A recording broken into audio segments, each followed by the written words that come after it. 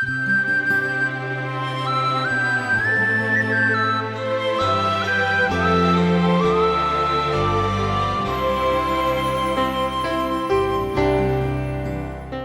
సోదరులారా, గత పాఠంలో ఏశావు యాకోబుల వ్యక్తిత్వాల మధ్య ఉన్న అంతరాన్ని గురించి చెప్పుకున్నాము గదూ. మరిన్ని వివరాలు వినండి. యాకోబుకు జ్యేష్ఠత్వం కావాలి, కానీ ఏశావుకు జ్యేష్ఠత్వం నాకు వద్దు అంటున్నాడు. యేసుక్రీస్తు వరకు పొడిగించబడే వంశవృక్షంలోకి, యాజక పరంపరలోకి రావడం అతనికి ఏమంత ఆసక్తి అనిపించటం లేదు. యాకోబుకైతే అది చాలా ఇష్టం. చూడన్నా, నీ జ్యేష్ఠత్వం నాకిచ్చి ఈ వంటకం నీవు తీసుకో. భలే మంచి బేరం అనిపించింది ఏశావుకు. జ్యేష్ఠత్వం ఉండి ఏం ఒరుగుతుంది నాకు? తే, ఆ చిక్కుడుకాయ వంటకం ఎర్ర ఎర్రగా ఉంది, తింటా. చూచారా, అతనికి ఆధ్యాత్మిక విలువలు బొత్తిగా తెలియవు. ఇక్కడ యాకోబు చేసింది కూడా తప్పే. దేవుడు వాగ్దానము ఇచ్చి ఉండలేదా? పెద్దవాడు చిన్నవానికి దాసుడవుతాడు. దేవుడు తన కాల నిర్ణయం చొప్పున అది ఎప్పుడిస్తాడో అప్పుడే తీసుకోవాలి యాకోబు. కాని యాకోబుకు సహనం లేదు. అతడు కనిపెట్టలేడు, ఓపలేడు.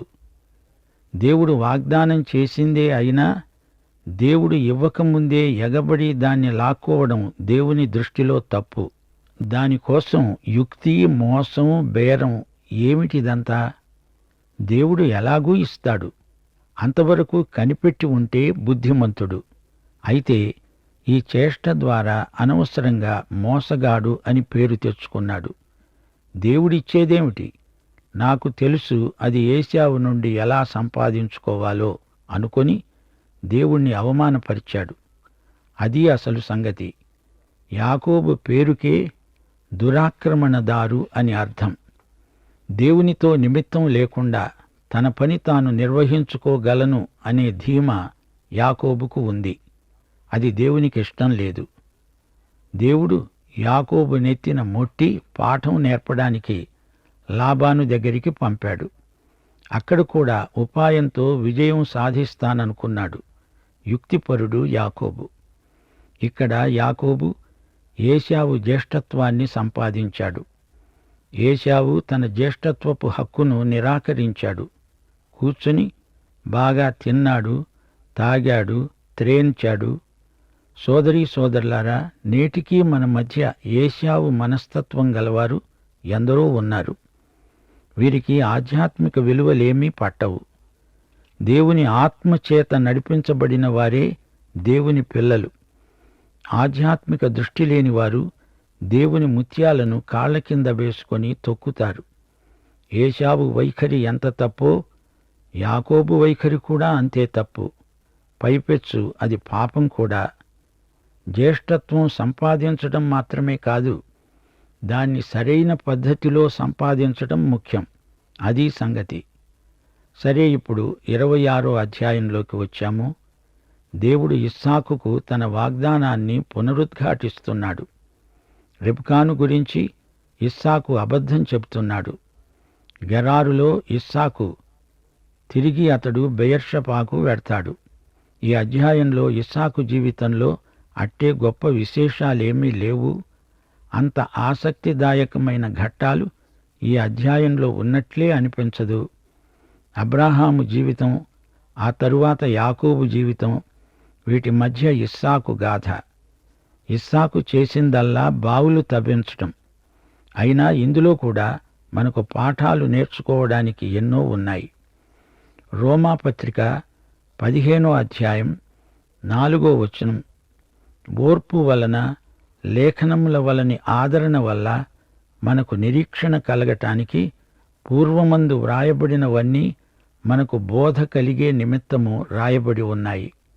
లేఖనముల వల్ల మనకు ఓర్పు కలుగుతుంది అంటున్నాడు పౌలు.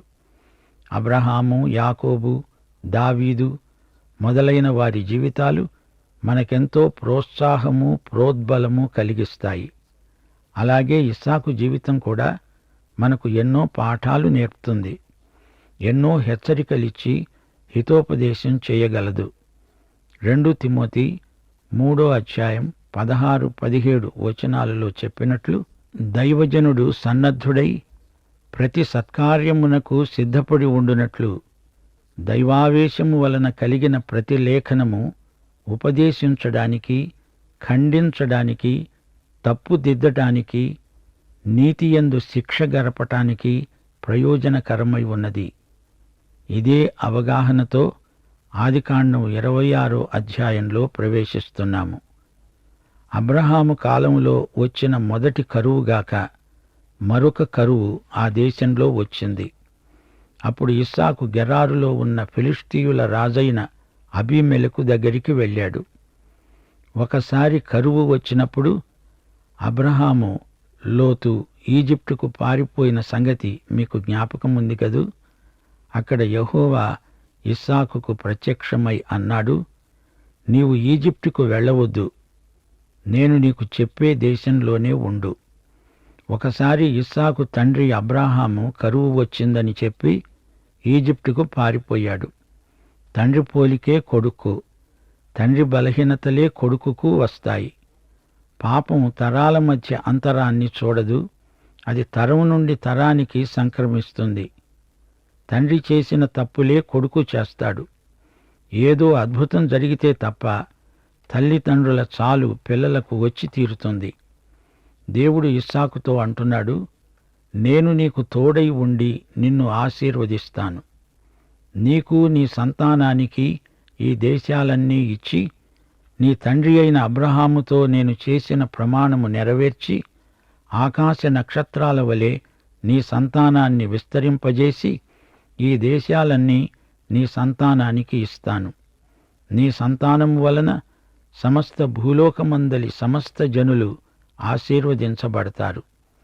అబ్రాహాము నా మాట విని నేను విధించిన దానిని, నా ఆజ్ఞలను, నా కట్టడలను, నా నియమములను గైకొన్నాడు. ఈజిప్టుకు వెళ్ళవద్దని దేవుని ఆజ్ఞ. అబ్రహామీయ నిబంధనను దేవుడు పునరుద్ఘాటిస్తున్నాడు. భూమి ఇస్తాను, మిమ్మల్ని ఒక జాతిగా ఆకాశ నక్షత్రాలలాగా వృద్ధి చెందిస్తాను, మీకు ఆశీర్వాదం విస్తరిస్తుంది. భూమి, జాతి, ఆశీర్వాదం, ఈ 3 నిబంధనలోని ముఖ్యాంశాలు. అప్పటికి ఇంకా మోషే ధర్మశాస్త్రం వచ్చి ఉండలేదు. అయినా దేవుడు చెప్పిందంతా అబ్రాహాము నమ్మి విధేయుడై ఆ ప్రకారమే చేశాడు. విశ్వాసమంటే దేవుడు చెప్పింది చెప్పినట్లే వెంటనే చేసేయడం. తటపటాయిస్తే, ఆలస్యం చేస్తే అల్పవిశ్వాసం, అసలు చెయ్యకపోతే అవిశ్వాసం. అబ్రహాము నమ్మాడు, అదే అతని నీతి. తండ్రిలాగే ఇస్సాకు కూడా అలాగే ప్రవర్తించాలి. ఇది దేవుని హితవు. ఇస్సాకు గెరారులో నివసించాడు. గెరారు దక్షిణాదిలో ఉంది. అబ్రహాము ఉత్తరాన షెకెము వరకు వెళ్ళాడు, దక్షిణాన హెబ్రోను వరకు వచ్చాడు. హెబ్రోను అంటే సహవాసం. గెరారు మనుష్యులు అతని భార్యను చూచి ఆమె ఎవరు అని అడిగినప్పుడు అతడు ఆమె నా సహోదరి అని చెప్పాడు. ఎందుకనగా రెబెకా చక్కనిది గనుక ఈ చోటి మనుష్యులు ఆమె నిమిత్తము తనను చంపుతారేమో అనుకొని తన భార్య అని చెప్పటానికి భయపడ్డాడు. అచ్చం తండ్రి చేసిన తప్పే, అతడు చెప్పిన అబద్ధమే మరలా చెప్తున్నాడు. దేవుడు ఈజిప్టుకు వెళ్ళవద్దు అన్నాడు, అతడు వెళ్ళలేదు. గాని గెరారుకు వెళ్ళాడు. అక్కడి ప్రజలు రెబెకాను ఎగాదిగా చూస్తున్నారు. తన తండ్రి అబ్రాహాము శారా విషయమై సగం అబద్ధం చెబితే ఇస్సాకు రెబెకా విషయమై పూర్తి అబద్ధం చెబుతున్నాడు. తండ్రి వస్త్రపు చెంగే కొడుకు చించుకుంటున్నాడు. అక్కడ అతడు చాలా రోజులుగా ఉన్న తరువాత ఫిలిష్తీ రాజైన అబీమెలెకు కిటికీలో నుండి చూచినప్పుడు ఇస్సాకు తన భార్య అయిన రెబెకాతో సరస సల్లాపాలాడడం కనిపించింది. భార్యాభర్తలు సరదాగా కాలక్షేపం చేస్తున్నారు. అది అబీమెలెకు పసికట్టాడు. అప్పుడు అబీమెలెకు ఇస్సాకును పిలిపించి అడిగాడు, ఇదిగో ఈమె నీ భార్యే, ఈమె నీ సహోదరి అని ఎందుకు చెప్పావు? ఇస్సాకు అన్నాడు, ఆమెను బట్టి నేను చనిపోతానేమో అనుకున్నాను. అందుకు అబీమెలెకు అన్నాడు, నీవు మాకు చేసిన ఈ పని ఏమిటి? ఈ జనులలో ఎవడైనా ఆమెతో నిర్భయముగా శయనించవచ్చునే. అప్పుడు నీవు మా మీదికి పాతకము తెచ్చిపెట్టిన వాడవవుతావు. ఇస్సాకు అక్కడి ప్రజలను పాపం చేయటానికి శోధించాడు. అప్పుడు అబీమెలెకు తన ప్రజలందరికీ ఆజ్ఞాపించాడు, ఈ మనిషి జోలికి ఇతని భార్య జోలికి వెళ్ళేవారు నిశ్చయముగా మరణశిక్ష పొందుతారు. అబీమెలెకు ఇస్సాకుకు మంచి స్నేహితుడయ్యాడు. తండ్రి అయిన అబ్రహాములాగే ఇస్సాకు అక్కడి ప్రజల మధ్య మంచి పరపతి, పలుకుబడి సంపాదించుకున్నాడు. తండ్రి కొడుకులిద్దరూ గొప్ప వ్యక్తులే, అందులో సందేహం లేదు. ఇస్సాకు ఆ దేశమందున్న వాడై విత్తనము వేసి ఆ సంవత్సరం 100 ఫలం పొందాడు. యెహోవా అతణ్ణి ఆశీర్వదించాడు గనుకతడు గొప్పవాడయ్యాడు. అతడు మిక్కిలి గొప్పవాడు అయ్యే వరకు క్రమక్రమముగా వృద్ధి చెందుతూ వచ్చాడు. అభివృద్ధి ఈ విధంగా క్రమక్రమంగా రావాలి. అందులోనే అందం ఉంది. విత్తనాలు వేస్తే 30 అంతలు కాదు, 60 అంతలు కాదు, 100కి 100 ఫలం రావాలి. భూమి మంచిదైనా దాన్ని విత్తనం కోసం సిద్ధం చెయ్యాలి. రాళ్ళు, ముండ్ల కంపలు ఉంటే తొలగించాలి. బోధకులు వాక్యం ప్రకటించేటప్పుడు ఇదే నియమం పాటించాలి. విత్తనం 100 ఫలమిస్తేనే దేవునికి మహిమ. నీవు నేను విత్తనమైతే 100 ఫలం మాత్రమే మనకు తృప్తి, దేవునికి మహిమ. సరే, దేవుడు ఇహలోక ఆశీర్వాదాలు అబ్రహాము ఇస్సాకులకు వాగ్దానం చేశాడు. దేవునితో సహవాసం మనకు ఇహపరములలో గొప్ప ఆశీర్వాద హేతువు.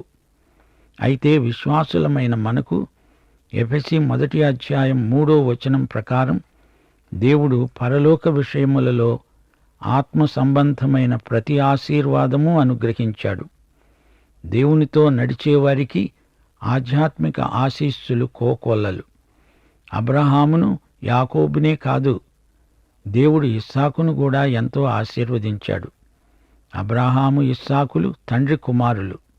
వీరిద్దరి అనుభవాలు అలా కలిసి మేళవించాయి. అబ్రహాము ఇస్సాకును బలి ఇస్తే ఇద్దరికీ ఆశీర్వాదం. తండ్రి కుమారుల సంయుక్తత అలాంటిది. అలాగే తండ్రి అయిన దేవుడు, కుమారుడైన యేసుక్రీస్తు ఇద్దరూ తాదాత్మ్యత చెందారు. ఒకసారి యేసు ప్రభు ఫిలిప్పు అనే తన శిష్యునితో మాట్లాడుతూ అన్నాడు, యోహాను సువార్త 14వ అధ్యాయం 9వ వచనం, ఫిలిప్పు, ఇంతకాలము నీవు నా వద్ద ఉండి తండ్రిని ఎరుగవా? నన్ను చూచినవాడు తండ్రిని చూచి ఉన్నాడు. యోహాను సువార్త 17వ అధ్యాయం 4వ వచనంలో ప్రభువు తాను చేసిన మహాప్రార్థనలో అన్నాడు, తండ్రి, చేయటానికి నీవు నాకిచ్చిన పని సంపూర్ణంగా నెరవేర్చి భూమి మీద నిన్ను మహిమపరిచాను. యోహాను సువార్త 5వ అధ్యాయం 17వ వచనంలో ప్రభువు అన్న మాట మనం మరిచిపోలేము. నా తండ్రి ఇదివరకు పని చేస్తున్నాడు, నేను చేస్తున్నాను. అలాగే ఇక్కడ అబ్రహాము ఇస్సాకుల గాథ ఒకదానితో ఒకటి పెనవేసుకుపోయింది. అబ్రహాములాగా అంత ప్రసిద్ధిగాంచకపోయినా ఇస్సాకుకు ఉన్న వ్యక్తిత్వం సాధారణమై నిరాడంబరమై కనిపిస్తోంది. ఏది ఏమైనా దేవునికి ప్రత్యేకంగా బలిపీఠంపై ప్రతిష్ఠించబడిన వ్యక్తి గదా. ఇస్సాకుకు గొర్రెల ఆస్తి, గొడ్ల ఆస్తి, దాసుల గొప్ప సమూహము కలిగి ఉన్నందున ఫిలిష్తీయులు అతని యందు అసూయపడ్డారు. అతని తండ్రి అయిన అబ్రహాము కాలంలో అతని తండ్రి దాసులు తవ్విన బావులన్నింటినీ ఫిలిష్తీయులు మన్ను పోసి పూడ్చివేశారు. ఇస్సాకు తన తండ్రి తవ్వించిన బావులను తనిఖీ చేయడానికి వెళ్ళాడు. అవి అన్నీ ఫిలిష్తీయులు పూడ్చివేశారు. పూర్వీకుల బావులను శత్రువులు పూడ్చివేస్తే ఇస్సాకు తిరిగి వాటిని పూడిక తీయించాడు. ఇది ఉజ్జీవానికి సంకేతం. సోదరీ సోదరులారా, గత కాలంలో సంఘాలలో ఉజ్జీవం ఇప్పుడు నిర్జీవమై నిశ్చైతన్యమైపోయింది. సైతాను బావులను పూడ్చివేశాడు. రండి, లేండి, బావులను పునరుద్ధరించండి. ఉజ్జీవం రావాలి. ఇస్సాకు లాంటి ఉజ్జీవకారకులు లేవాలి. గమనించారా? ఫిలిష్తీయులతో వైరం ఇక్కడే మొదలైంది. దావీదు కాలంలో మరీ ఉధృతమైంది. అబీమెలెకు ఇస్సాకుతో అంటున్నాడు, నీవు మాకంటే బహు బలము గలవాడవు, గనుక మా వద్ద నుండి వెళ్ళిపో. ఇస్సాకు అక్కడి నుండి వెళ్ళి గెరారు లోయలో గుడారము వేసుకొని అక్కడ నివసించాడు. తన తండ్రి అయిన అబ్రాహాము రోజులలో త్రవ్విన నీటి బావులను ఇస్సాకు తిరిగి తవ్వించాడు. ఎందుకనగా అబ్రాహాము మృతి చెందిన తరువాత ఫిలిష్తీయులు వాటిని పూడ్చివేశారు. తన తండ్రి వాటికి పెట్టిన పేర్ల చొప్పున తిరిగి వాటికి పేర్లు పెట్టాడు. ఇస్సాకు దాసులు ఆ లోయలో త్రవ్వగా జలలు గల నీళ్ల బావి దొరికింది. అప్పుడు గెరారు కాపరులు ఇస్సాకు కాపరులతో జగడమాడి, ఈ నీరు మాదే అని చెప్పారు. గనుక వారు తనతో కలహించినందున అతడు ఆ బావికి ఏసెకు అని పేరు పెట్టాడు. గమనించండి, ఇక్కడ బావులను గురించి, నీటి జలలను గురించి వివాదం మొదలైంది. నీరు దేవుని వాక్యానికి సాదృశ్యం. ఈ వాక్య జలమును మనం సమృద్ధిగా త్రాగాలి. వాక్యమనే ఈ జీవజలం మాత్రమే మన ఆధ్యాత్మికమైన ఆకలిని తీర్చగలదు. అంతేకాదు, నీరు ప్రక్షాళనకు, కడగటానికి ఉపకరిస్తుంది. యేసు మాటలు, ఆయన వాక్కు మనలను శుద్ధి చేయడం మనకు అనుభవైక వేద్యం. నీరు మనకు ఎంతో అవసరం. నీరు లేకపోతే మనిషి బతకలేడు. నీరు లేని స్థలాలలో మనుషులు నివాసం చేయలేరు. నీరు సమృద్ధిగా ఉంటేనే చెట్లు చేమలు గాని, జంతువులు గాని బతకలేవు. మనుషులు అసలే బ్రతకలేరు. నీరు జీవాధారం. దేవుని వాక్య జలం త్రాగే క్రైస్తవులకు, వాక్యం లేని క్రైస్తవులకు ఎంతో తేడా ఉంది. ఇదే గొప్ప పోరాటం. దేవుని వాక్యం వినాలంటే, అధ్యయనం చెయ్యాలంటే దానికి ఎంతో క్రమశిక్షణ కావాలి. వాక్యాన్ని నీవు నేర్చుకోకుండా సైతాను నీకు ఎన్నో ఆటంకాలు కలిగిస్తాడు. ఇదే ఇస్సాకు ఎదుర్కొన్న బావుల వివాదం. వారు మరి ఒక బావి త్రవ్వగా దానికోసం కూడా జగడమాడారు. గనుక దానికి షెత్నా అని పేరు పెట్టాడు. అతడు అక్కడి నుండి వెళ్ళి మరో బావి తవ్వించాడు. దాని విషయమై వారు జగడమాడలేదు. గనుక అతడు అనుకున్నాడు, ఇప్పుడు యెహోవా మనకు ఎడము కలుగ చేసి ఉన్నాడు గనుక ఈ దేశమందు అభివృద్ధి పొందుతాము. దానికి రహెబోతు అని పేరు పెట్టాడు. రహెబోతు అంటే మాకు ఎడముంది అని అర్థం. ఇస్సాకు బావి తవ్వించడం, అతడు వెళ్ళిపోగానే దాన్ని ఇతరులు స్వాధీనపరుచుకోవడం జరిగింది. ఇస్సాకు శాంతి ప్రియుడు, సమాధానాన్ని ప్రేమించే వ్యక్తి. దావీదైతే ఇంత సహనంతో పనిచేసేవాడు కాడు. ఇస్సాకు సమాధానపరిచే వ్యక్తి. యేసు ప్రభు కొండమీది ప్రసంగంలో అన్నాడు గదా, సమాధానపరిచేవారు ధన్యులు, వారు దేవుని కుమారులు అనబడుదురు. అక్కడ నుండి అతడు బెయర్షెబాకు వెళ్ళాడు. ఆ రాత్రి యెహోవా అతనికి ప్రత్యక్షమై అన్నాడు, నేను నీ తండ్రి అయిన అబ్రహాము దేవుడను. నేను నీకు తోడై ఉన్నాను గనుక భయపడకు. నా దాసుడైన అబ్రహామును బట్టి నిన్ను ఆశీర్వదించి నీ సంతానమును విస్తరింపచేస్తాను. దేవుడు ఇస్సాకుకు ప్రత్యక్షమై అతణ్ణి పరామర్శించాడు, ఆదరించాడు. యోసేపునకు తప్ప మిగతా గోత్రకర్తలందరికీ దేవుడు ఈ విధంగా ప్రత్యక్షమై వారిని బలపరిచాడు. అబ్రాహాము, ఇస్సాకు, యాకోబులకు దేవుడు ప్రత్యక్షమయ్యాడు. అక్కడే ఇస్సాకు బలిపీఠం కట్టాడు. యెహోవా నామమున ప్రార్థన చేసి అక్కడ తన గుడారం వేసుకున్నాడు. అప్పుడు ఇస్సాకు దాసులు అక్కడ బావి తవ్వారు. ఇస్సాకు బావులు, అబ్రహాము బలిపీఠాలు, యాకోబు గుడారాలు, బావి, బలిపీఠం, గుడారం, ఈ 3 గోత్రకర్తల సాక్ష్య చిహ్నాలు. అంతటా అతని స్నేహితుడైన అహూజతును, అతని సేనాధిపతి అయిన ఫీకోలును గెరారు నుండి అతని వద్దకు వచ్చారు. ఇస్సాకు వారిని అడిగాడు, మీరు నా మీద పగపట్టి మీ వద్ద నుండి నన్ను పంపివేసిన తరువాత ఎందు నిమిత్తము నా వద్దకు వచ్చి ఉన్నారు? వారన్నారు, నిశ్చయముగా యెహోవా నీకు తోడై ఉండడం చూచాము. గనుక మనకు, అనగా మాకు నీకు మధ్య ఒక ప్రమాణము ఉండాలి. మేము నిన్ను ముట్టక నీకు మేలే తప్ప మరేమీ చేయక నిన్ను సమాధానముగా పంపివేశాము. గనుక నీవు మాకు కీడు చేయకుండునట్లు నీతో నిబంధన చేసుకుందాము అనుకున్నాము. ఇప్పుడు నీవు యెహోవా ఆశీర్వాదము పొందిన వాడవు.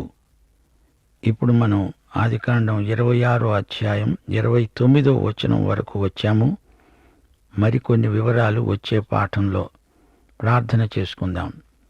కృపామయుడవైన మా దేవా, నీకు మా హృదయపూర్వకమైన కృతజ్ఞతలు.